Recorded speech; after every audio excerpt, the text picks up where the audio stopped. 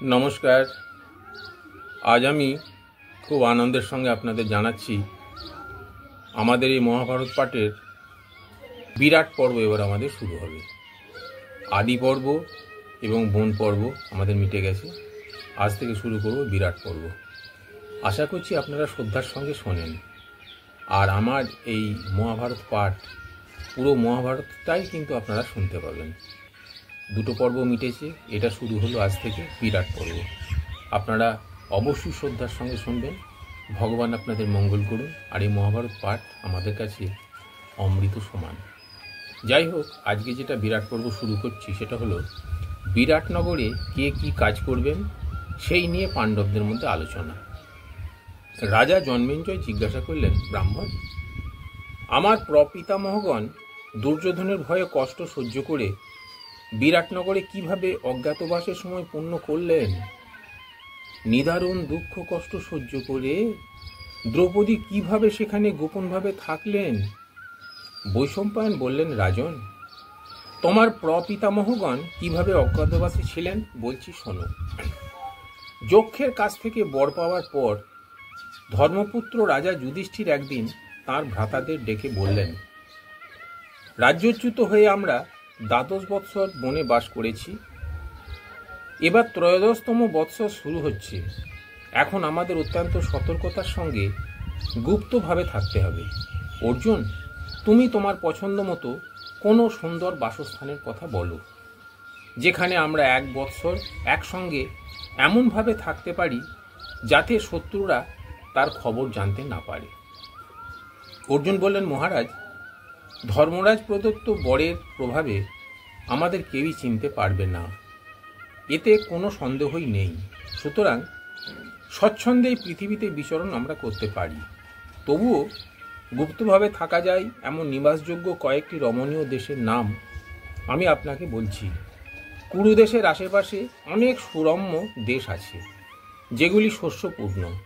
সেগুলি হলো পাঞ্চাল, চেদি, মৎস্য, সুরসেন, পটচ্চর, নবরাষ্ট্র, মলল, শাল্য, যুগন্ধর, কুন্তিরাষ্ট্র, সুরাষ্ট্র, অবন্তী। এর মধ্যে যে কোনো একটি দেশকে আপনি পছন্দ করতে পারেন। সেখানে আমরা ১ বৎসর থাকব।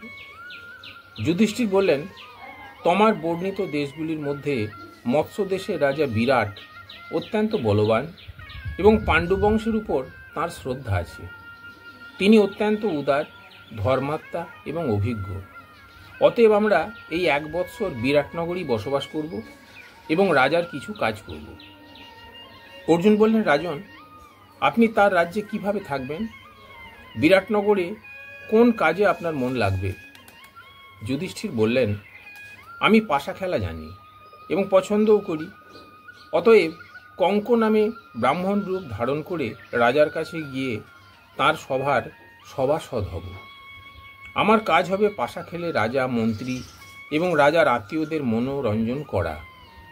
ভীম, তুমি বলো, তুমি বিরাট রাজার ওখানে কি কাজ করে আনন্দে থাকতে পারবে?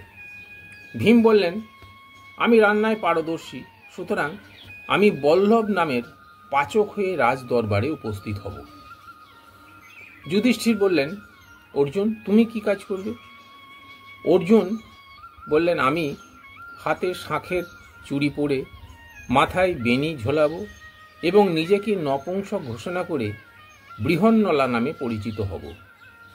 আমার কাজ হবে রাজা বিরাটের অন্তঃপুরে নারীদের সঙ্গীত ও নৃত্যকলা শিক্ষা প্রদান। তার সঙ্গে নানা প্রকার বাদ্যযন্ত্রও শেখাবো। আমি নর্তকী রূপে নিজেকে লুকিয়ে রাখব। এবার যুধিষ্ঠির বললেন, ভাই নকুল, এবার তোমার কথা বলো। রাজা বিরাটের রাজ্যে তুমি কি কাজ করতে সক্ষম হবে? নকুল বললেন, আমি অশ্ববিদ্যায় পারদর্শী।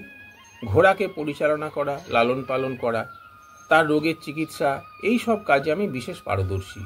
সুতরাং বিরাট রাজসভায় গিয়ে আমার গ্রন্থিক নাম জানাবো এবং তার অশ্বরক্ষক হয়ে থাকব।